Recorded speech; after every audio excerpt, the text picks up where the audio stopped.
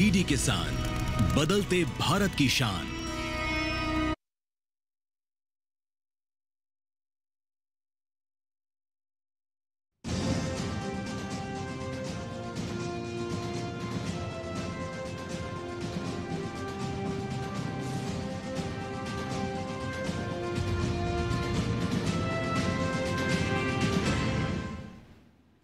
नमस्कार, स्वागत है आपका किसान समाचार में। मैं हूं रेशमा आपके साथ। आइए नजर डालते हैं इस वक्त की हेडलाइंस पर। अफगानिस्तान ने भारत को कृषि क्षेत्र में निवेश के लिए किया आमंत्रित। वाघा बॉर्डर खोलने का किया आग्रह। वाघा बॉर्डर है भारत और अफगानिस्तान के बीच व्यापार का सबसे तेज और आसान रास्ता। खेतों में पराली जलाए जाने से उत्तर भारत खासकर दिल्ली एनसीआर क्षेत्र की वायु गुणवत्ता होती है खराब, मिट्टी की उर्वरता में होती है प्रभावित। IARI ने बताया पराली जलाने से नुकसान और इसका समाधान। राजस्थान के हनुमानगढ़ के किसान न्यूनतम समर्थन मूल्य यानी मिनिमम सपोर्ट प्राइस से खुशहाल। GST कटौती से अन्नदाताओं को मिल रहा है दोहरा लाभ। त्योहारी सीजन में किसानों के लिए खास उत्सव जैसा माहौल। छत्तीसगढ़ में जल्द शुरू हो सकती है मानसून की विदाई। अगले 5 दिनों तक हल्की से मध्यम बारिश की संभावना। मौसम विभाग ने सोमवार को भी किसी जिले के लिए नहीं जारी किया कोई विशेष अलर्ट। पूरे प्रदेश में मौसम सामान्य रहने की उम्मीद। और अब समाचार विस्तार से। दिल्ली में आयोजित एक संवाददाता सम्मेलन को संबोधित करते हुए अफगानिस्तान के विदेश मंत्री आमिर खान मुत्तकी ने कहा कि अफगानिस्तान ने भारत को खनिज, कृषि और खेल समेत विभिन्न क्षेत्रों में निवेश के लिए आमंत्रित किया है। उन्होंने भारत में अटारी वाघा बॉर्डर खोलने का आग्रह किया ताकि ये इस इलाके में व्यापार और आवाजाही में तेजी आए। उन्होंने वाघा सीमा को खोलने का अनुरोध किया क्योंकि ये भारत और अफगानिस्तान के बीच व्यापार का सबसे तेज और आसान रास्ता है।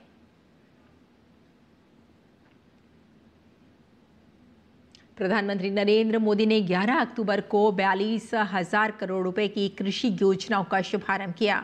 इनमें प्रधानमंत्री धन धान्य कृषि योजना, दलहन आत्मनिर्भरता मिशन और राष्ट्रीय प्राकृतिक खेती मिशन शामिल हैं। इस योजना के तहत उत्तर प्रदेश के 12 जिलों महोबा, हमीरपुर, बांदा, चित्रकूट, जालौन, झांसी, ललितपुर, उन्नाव, प्रयागराज, प्रतापगढ़, श्रीवास्ती और सोनभद्र को चुना गया है। इसका उद्देश्य खेती की उत्पादकता बढ़ाना, सिंचाई और भंडारण व्यवस्था सुधारना तथा किसानों को ऋण सुविधा देना है।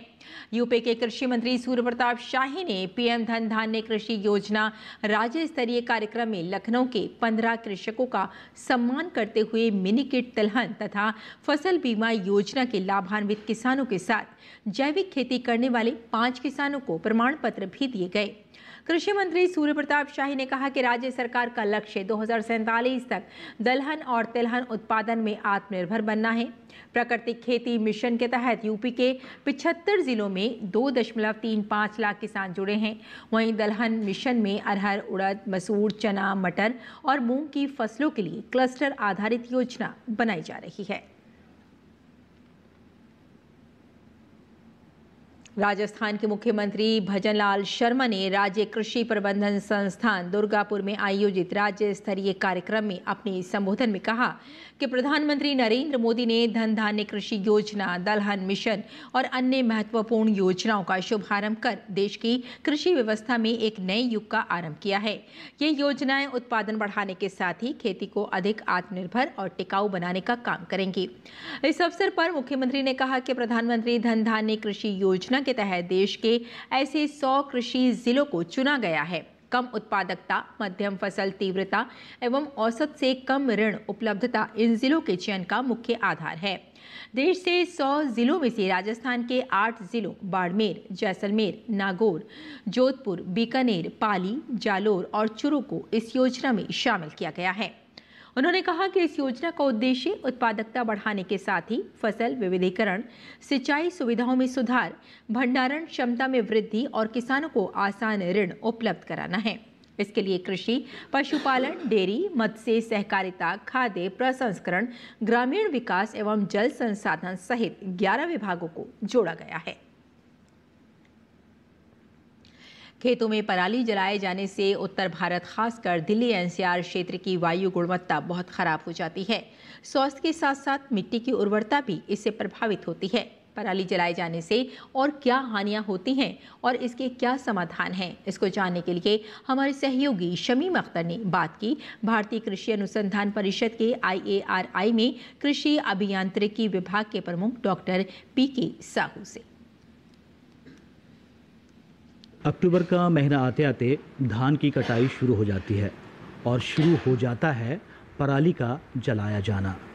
ये हमारे स्वास्थ्य और मिट्टी की उर्वरता के लिए कितना हानिकारक है, इस पर बात करने के लिए हमारे साथ मौजूद हैं भारतीय कृषि अनुसंधान परिषद के IARI में कृषि अभियांत्रिकी विभाग के प्रमुख डॉक्टर PK साहू।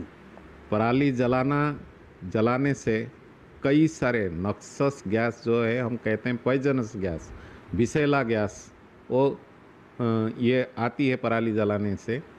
एक तो हम ये कह सकते हैं जो कार्बन डाइऑक्साइड जो ज़्यादा मात्रा में उत्पन्न होती है, उसके साथ सल्फर ऑक्साइड भी होता है, नाइट्रोजन ऑक्साइड भी होती है, और जो पार्टिकुलेट मैटर 2.5 PM 2.5 PM 10 की बातें होती है, ये सब उसी टाइम होती है। और कई सारे ग्रीन हाउस गैसेस भी उसके साथ आती है, और कई सारे जो कहते हैं ऑर्गेनिक केमिकल्स, जो ऑर्गेनिक गैसेस जो है वो भी आती है, जो आपकी फेफड़ों के लिए बहुत ही नुकसानदेह होती है। और आप देख रहे होंगे पराली जलाने के टाइम में हम एक कहते हैं स्मॉग, और स्मॉग उत्पन्न होने से ज़्यादातर आपकी जो बुज़ुर्ग आदमी हैं और जो बीमार से ग्रसित हैं, उनके लिए काफ़ी परेशान और काफ़ी प्रॉब्लम होती है उन लोगों के लिए, और बच्चों के लिए तो है ही। स्वस्थ आदमी हैं उनके लिए भी श्वास के लिए बहुत तकलीफ होती है। दिल्ली और उत्तर भारत की वायु गुणवत्ता पर इस पराली जलाए जाने का कितना प्रभाव पड़ता है?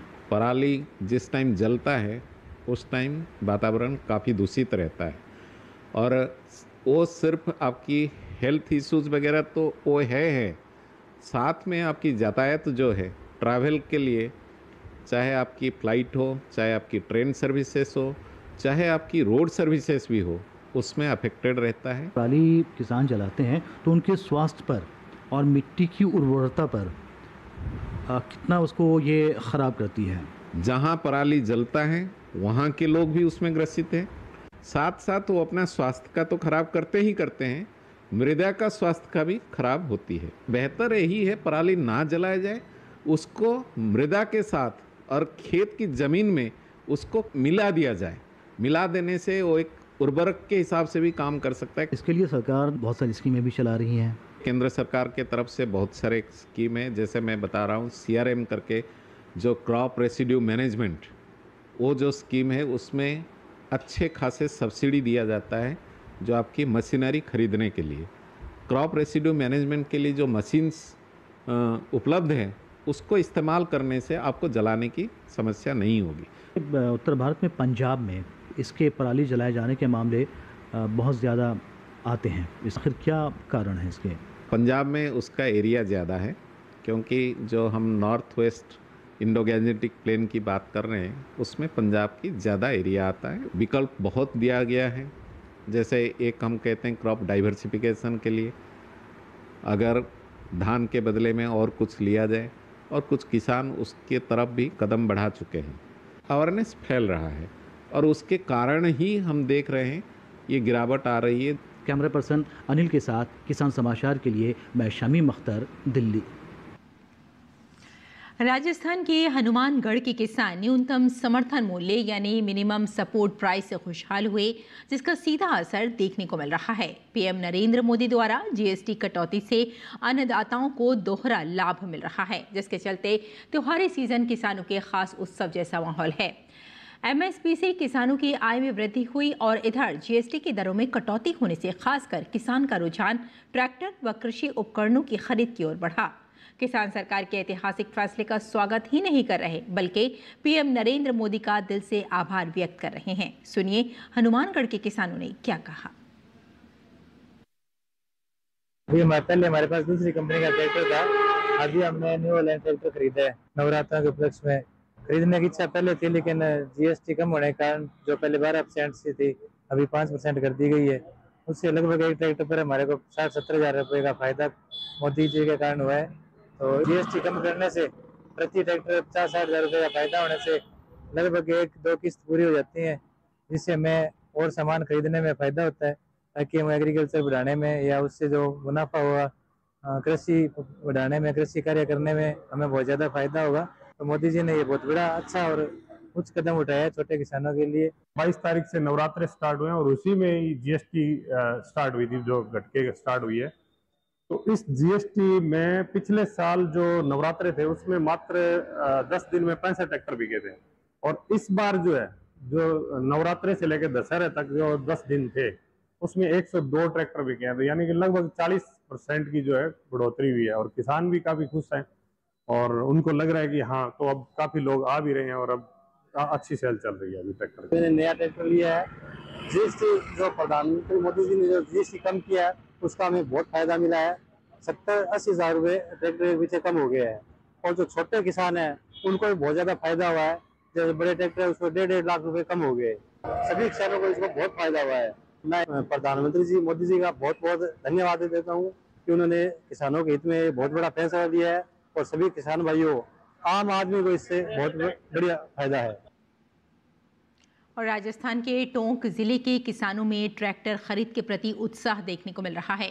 केंद्र सरकार द्वारा हाल ही में जीएसटी दरों में कटौती के जरिए दीपावली से पहले बड़ा तोहफा दिया गया है। जीएसटी में कटौती के बाद ट्रैक्टर खरीदने किसान शोरूम पर उमड़ रहे हैं। जीएसटी में कटौती के बाद व्यापारियों और किसानों में उत्साह देखने को मिल रहा है। जनता ने प्रधानमंत्री को धन्यवाद भी दिया। जीएसटी कम होने के बाद 20,000 से लेकर 40-45 हज़ार तक अलग अलग मॉडलों पे अलग अलग छूट मिली है, और इसके साथ ही कुछ दीपावली का ऑफर भी मिल रहा है। इससे किसान भी खुश है, और जो मोदी जी ने सही किया किसानों के हित में। जीएसटी कम हुई, इसमें कम से कम 50 हज़ार का फायदा मिले। मोदी जी ने अच्छा काम किया जीएसटी कम करके। जो मोदी सरकार ने, केंद्र सरकार ने जो जीएसटी कम की है, उससे किसानों को 40,000 से लेकर लगभग 90,000 तक का जीएसटी में फायदा मिला है, और किसानों में ट्रैक्टर लेने की इच्छा जागी है।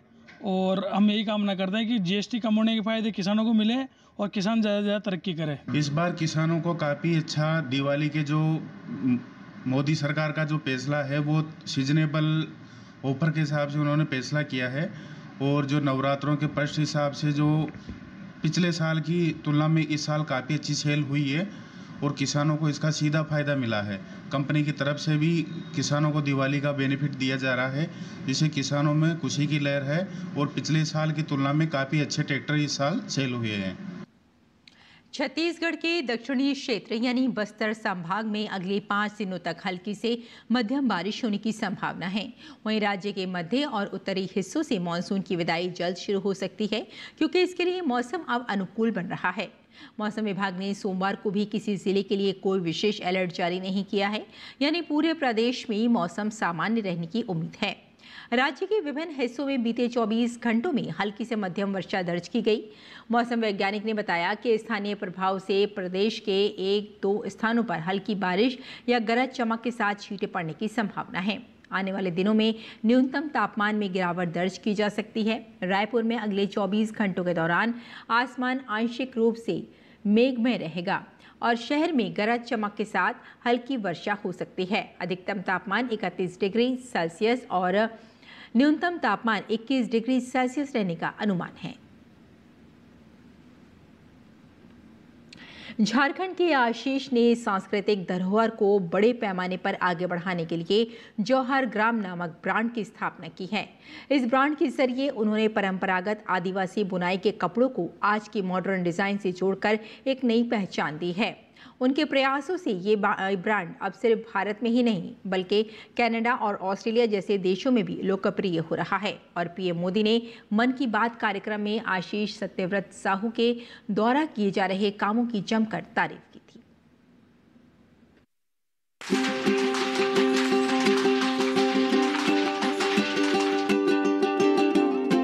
खादी सिर्फ पहनने का कपड़ा नहीं है, बल्कि ये एक विचार, एक आंदोलन और आत्मनिर्भरता का प्रतीक है। मिलिए झारखंड के आशीष सत्यव्रत साहू से, जिन्होंने झारखंड में जोहार ग्राम की स्थापना की, जो आज आदिवासी वस्त्रों और कला को न सिर्फ भारत में बल्कि विदेशों तक पहुंचा रहा है। इसके तहत आदिवासी डिजाइन और खादी कपड़ों से खूबसूरत लहंगा, कोट, कुर्ता जैसी चीजें बनाई जाती हैं। इस पहल से स्थानीय बुनकरों और कारीगरों को रोजगार मिल रहा है और आदिवासी पहचान को सम्मान भी मिल रहा है। इसी साल जुलाई में उन्हें खादी एवं ग्रामोद्योग आयोग की ओर से खादी मार्क प्रदान किया गया। इस प्रयास से न सिर्फ राज्य की सांस्कृतिक धरोहर राष्ट्रीय और अंतर्राष्ट्रीय मंच पर पहुंच रही है, बल्कि सैकड़ों बुनकरों और कारीगरों की आजीविका का अवसर और सम्मानजनक रोजगार भी मिल रहा है। दरअसल आशीष को ये विचार लॉकडाउन में आया कि हमारे लोकल खादी में एक से बढ़कर एक फैब्रिक है। तसर, खुखना और बीरू जैसे कपड़े झारखंड के गांवों में बुनकर तैयार करते हैं। ये बुनकर एकदम फाइन क्लास के कपड़े बनाते हैं, लेकिन उन्हें पहचान नहीं मिली। ऐसे में क्यों ना इन कपड़ों को लेटेस्ट डिजाइन और आदिवासी स्टाइल देकर एक प्लेटफॉर्म दिया जाए। तो अगर हम जैसे ही ये कपड़ों की बात करते हैं तो फैशन का बात हो जाता है, और जैसे ही हम फैशन का बात करते हैं फैशन से पूरा दुनिया अपने आप कनेक्ट हो जाता है। तो हम क्या कोशिश कर रहे हैं कि टेक्सटाइल के माध्यम से और क्राफ्ट के माध्यम से देश और दुनिया का ध्यान अपनी ओर आकर्षित कर रहे हैं कि लोगों को पता चले कि झारखंड का ब्यूटी क्या है। यहाँ के 32 ट्राइबल कम्युनिटीज़, सबके वेशभूषा, कल्चर, क्राफ्ट सब अलग है। और जब वो लोग देखते हैं हमारे माध्यम से तो हमारे पास क्वेरीज आता है कि हम झारखंड कब आ सकते हैं, ये त्यौहार कब देखने को मिल सकता है, ये कपड़ा का बेतरा नाम क्यों है, बीरू क्यों नाम है। तो वो सब चीज़ हम फैशन के माध्यम से देश और दुनिया तक पहुँचा रहे हैं। अब तक जोहार ग्राम ने झारखंड के कई जिलों में सक्रिय रहकर आदिवासी वस्त्रों और डिजाइनों को आधुनिक फैशन के साथ जोड़ा है। इसने इन परिधानों को राष्ट्रीय स्तर की प्रदर्शनियों और फैशन मंचों तक पहुंचाया। कहीं 150 से अधिक, कहीं 200 से अधिक बुनकरों और कारीगरों को सीधे या परोक्ष रूप से रोजगार उपलब्ध कराया। और इसीलिए प्रधानमंत्री ने मन की बात में झारखंड के आशीष के काम की सराहना की। कोविड के बाद में पहले के बाहर जाने का पहले मन था कि बाहर जाके थोड़ा मल्टीनेशनल नेशनल का एक्सपोजर ले, लेकिन देखा कि झारखंड में भी एक थोड़ा सा स्टार्टअप का कल्चर उस समय काफ़ी आ रहा था। तो स्टार्टअप, एक जोहार ग्राम को भी स्टार्टअप के रूप में देखा। उसके बाद यहाँ पे जब जुड़े कि यहाँ के आर्ट एंड कल्चर को लेकर फिर काम में मज़ा आने लगा कि धीरे धीरे कि चलो हाँ ये भी हो रहा है, ये भी हो रहा है, अब यहाँ के कल्चर को आगे बढ़ाते हैं, कैसे कर सकते। काम में काफ़ी अच्छा है और इंटरेस्ट लगने लगा। फिर साथ में ही हम लोग जुड़ के साथ में अच्छा कर रहे हैं। जोहार ग्राम को तो बहुत बड़ा सहयोग रहा है, क्योंकि मैं पहले गांव में पहले सीखी थी सिलाई, उसके बाद घर में काली मशीन पे सिलाई कर रही थी। तो मतलब क्या बोले, गांव घर में तो कुछ भी काम करो तो पैसे की दिक्कत होता था, कुछ भी किसी का भी कुछ भी काम करो तो वो लोग ज़्यादा मतलब पैसे देते थे भी, नहीं भी देते थे। तो हमको लगा कि नहीं, हम कहीं बाहर जाके काम करें ताकि मेरे को थोड़ा बाहर का कल्चर भी पता चले और कुछ भी सीखने को मिले।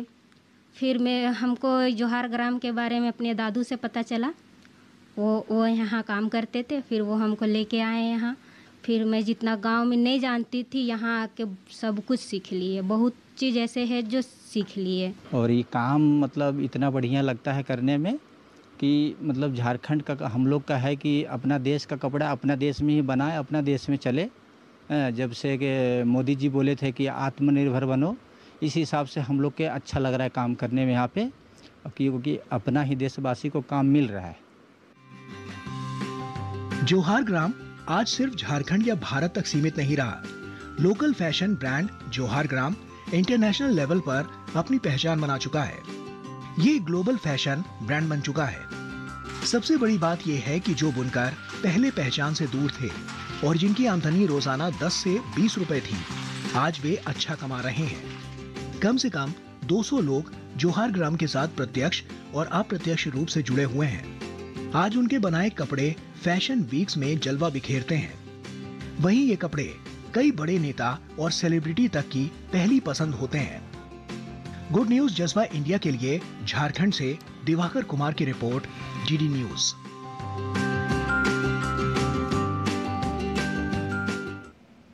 और किसान इस मौसम में कैसे रखें अपनी खेती का ख्याल, आइए जान लेते हैं। नमस्कार, आप देख रहे हैं डीडी किसान। मैं हूं एआई कृष और आज हम भारत के विभिन्न राज्यों में होने वाली खेती किसानी से संबंधित सलाहों के बारे में पूरी जानकारी देंगे। मौसम को ध्यान में रखते हुए हिमाचल प्रदेश के उच्च पर्वतीय शीतोष्ण शुष्क क्षेत्र में परिपक्व आलू की खुदाई कर लें। साथ ही यहां के किसान परिपक्व जौ की कटाई जारी रखें। वहीं मध्य पर्वतीय उप आर्द्र क्षेत्र में मटर की जल्द पकने वाली किस्मों की बुवाई जारी रखें। साथ ही यहां के किसान परिपक्व मक्के की कटाई जारी रखें। हिमाचल के किसान अभी के समय सब्जियों और फलों को सहारा प्रदान करें। साथ ही यहां के किसान धान की परिपक्व फसल की कटाई कर लें। वहीं उच्च पर्वतीय उपशीतोष्ण आर्द्र क्षेत्र में टमाटर और बैंगन की तुड़ाई जारी रखें। साथ ही यहां के किसान शिमला मिर्च और मिर्च की तुड़ाई कर सकते हैं। हिमाचल प्रदेश में इस समय लहसुन और टमाटर की बुवाई कर सकते हैं किसान। साथ ही यहां के किसान परिपक्व मक्के की कटाई कर उपज को धूप में सुखाकर भंडारित कर लें। वहीं उत्तराखंड के किसान भाबर और तराई क्षेत्र में सोयाबीन, रागी और मक्का की कटाई शुरू करें। अभी के समय पहाड़ी क्षेत्र में लहसुन, गेहूं और जौ की बुवाई शुरू कर सकते हैं। वहीं उप आर्द्र उपोष्णकटिबंधीय क्षेत्र में परिपक्व रागी की कटाई जारी रखें। साथ ही यहां के किसान मूंग और उड़द की कटाई भी जारी रखें। बात करें जम्मू कश्मीर की, तो उपोष्णकटिबंधीय क्षेत्र में धान की जल्दी पकने वाली किस्मों की कटाई कर लें। साथ ही यहां के किसान जल्द बोई गई मक्का की कटाई पूरी कर लें। जम्मू कश्मीर के किसान सर्दियों की सब्जी जैसे पालक, मेथी, गाजर और शलजम की बुवाई शुरू कर सकते हैं। साथ ही यहां के किसान आलू, लहसुन और मूली की भी बुवाई कर लें। मध्यवर्ती क्षेत्र में परिपक्व इलाके में धान और मक्का की कटाई शुरू करें। साथ ही प्राप्त उपज को सुरक्षित स्थान पर भंडारित कर लें। साथ ही यहां के किसान देर से पकने वाली फूल गोभी की बुवाई शुरू करें। इसके अलावा घाटी शीतोष्ण क्षेत्र में प्याज, मटर और पत्तेदार सब्जियों की बुवाई जारी रखें। इसी तरह कृषि और किसानों से जुड़ी हर महत्वपूर्ण जानकारी के लिए हमारे साथ जुड़े रहिए और देखते रहिए डीडी किसान। धन्यवाद।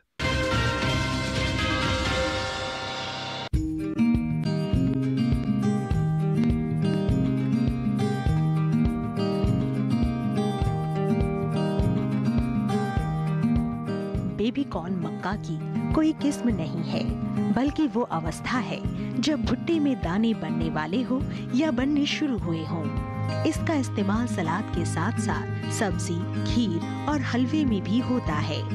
भारत में इसकी खेती मुख्य रूप से शहरों से सटे इलाकों में होती है।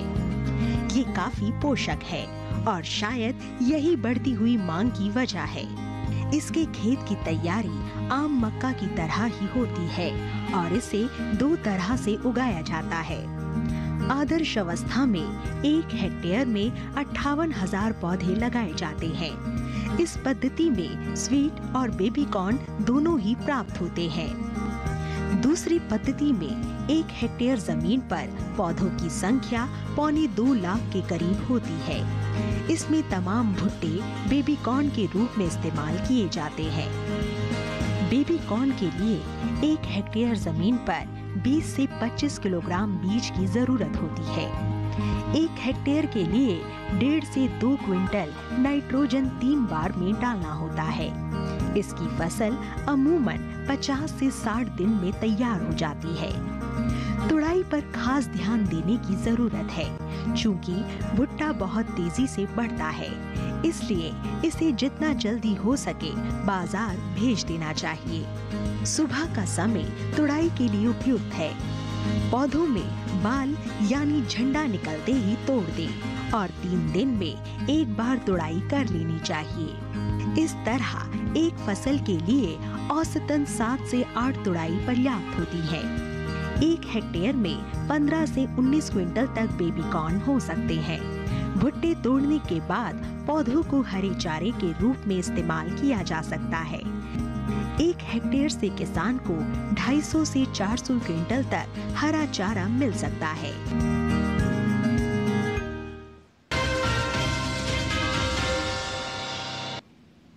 और खेती किसानी के साथ साथ आइए नजर डाल लेते हैं कुछ और महत्वपूर्ण खबरों पर। खास खबर में बिहार विधानसभा चुनाव से पहले बिहार के पूर्व मुख्यमंत्री और आरजेडी अध्यक्ष लालू प्रसाद यादव और उनके परिजनों को बड़ा झटका लगा। दिल्ली की राउज एवेन्यू कोर्ट ने आज आईआरसीटीसी भ्रष्टाचार मामले में लालू प्रसाद यादव, राबड़ी देवी और तेजस्वी यादव पर आरोप तय कर दिए हैं।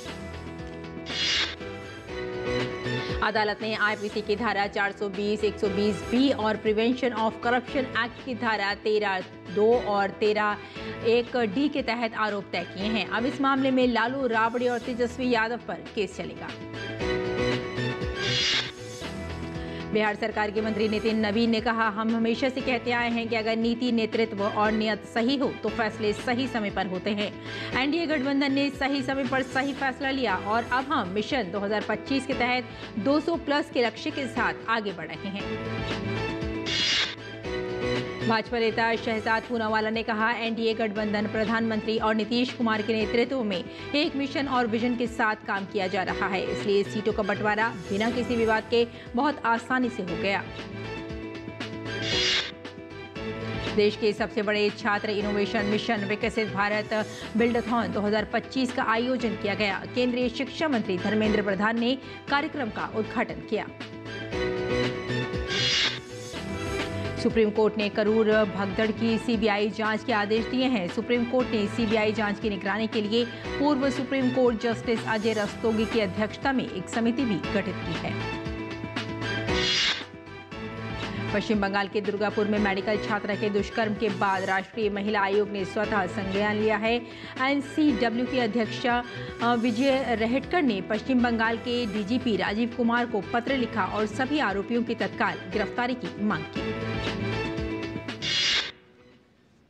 तो किसान समाचार में फिलहाल इतना ही। अनुमति दें, नमस्कार।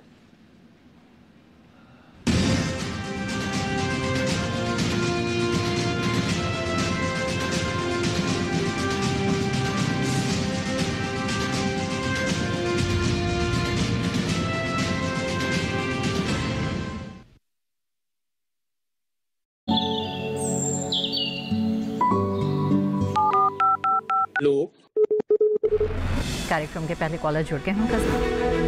इस बीच हमारे पास कुछ ईमेल्स भी आए हैं। सवाल पूछिए अपना।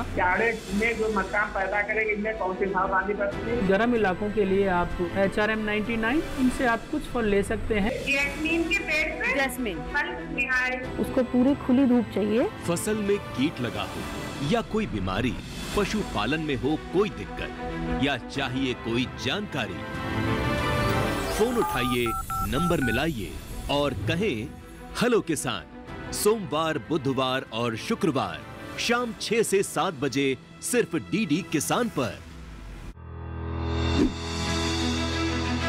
मशीनों के दौर में जी रहे हैं हम। काम को बेहतर और आसान बना रही हैं मशीनें। खेती को दे रही है नई ऊंचाइयां, किसान के लिए है वरदान।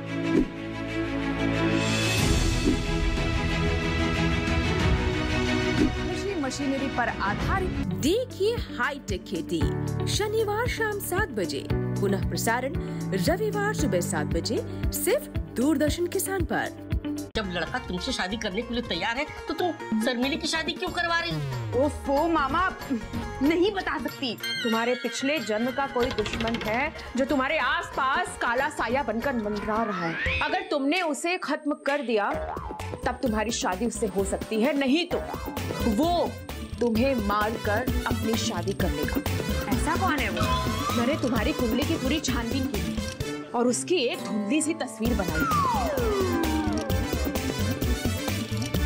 मैं हूँ इनके पिछले जन्म के दुश्मन। समधिन वर्सेस समधिन, सोमवार से शुक्रवार शाम 6:30 बजे डीडी नेशनल पर।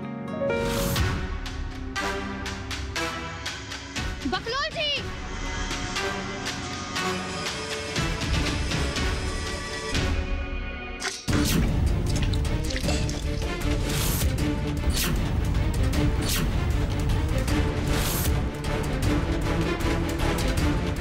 क्या बदतमीजी है?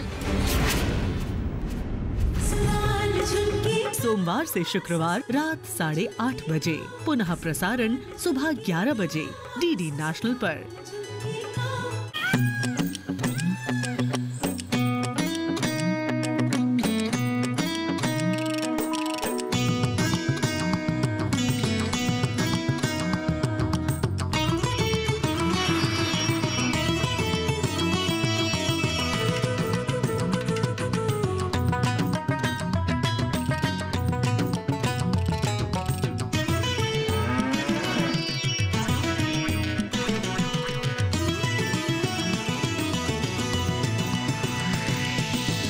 डीडी किसान, बदलते भारत की शान।